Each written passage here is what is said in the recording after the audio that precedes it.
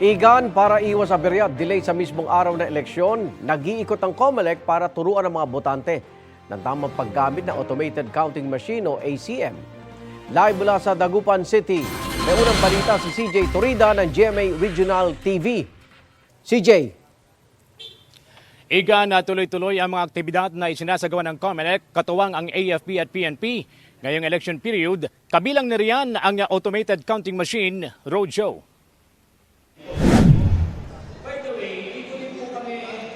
Puspusan ang isinasagawang pag-iikot ng COMELEC sa iba't ibang lugar sa huling 2 araw ng Automated Counting Machine Roadshow sa Pangasinan. Layon ng roadshow na maituro sa mga botante ang tamang paggamit ng ACM. Halos 100% ng naikot ng COMELEC ang lahat ng mga barangay sa Pangasinan, maliban sa San Carlos City na mayroong mahigit 80 barangays. According to the election officer naman, patapos na rin sila. We allowed them na hiramin yung ACM ng mga nauna nang natapos para magamit kung sakaling mag 2 to 3 or 4 sessions sila sa isang araw.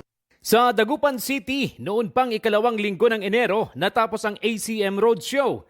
Sa mga natitirang araw bago ang deadline, pinupuntahan na lang ng COMELEC ang iba't ibang asosasyon gaya ng OSCA para maituro sa kanila ang paggamit ng ACM. Kabilang din sa pinupuntahan ng COMELEC ang mga eskwelahan. Malaking bagay para sa mga estudyanteng botante ang ACM Roadshow, lalo pat unang beses silang boboto sa pamamagitan ng automated election. Mas better na lang ngayon pa lang maturuan na alam na para ilalagay na lang po doon, at least hindi na mahirapan yung mga taong bumoto. Ayon sa COMELEC, wala nang extension sa ACM Roadshow. Mayroon nang lumabas na memo mula sa COMELEC Central Office para kunin ang mga ACM sa February 1. Igan, na ayon sa Pangasinan Police, umabot na sa 20 tao ang naaresto dahil sa paglabag sa COMELEC gun ban simula nang mag-umpisa ang election period. Mahigpit naman ang koordinasyon ng COMELEC at PNP upang mamonitor ang sitwasyon dito sa probinsya. Igan? Maraming salamat CJ Torida ng GMA Regional TV.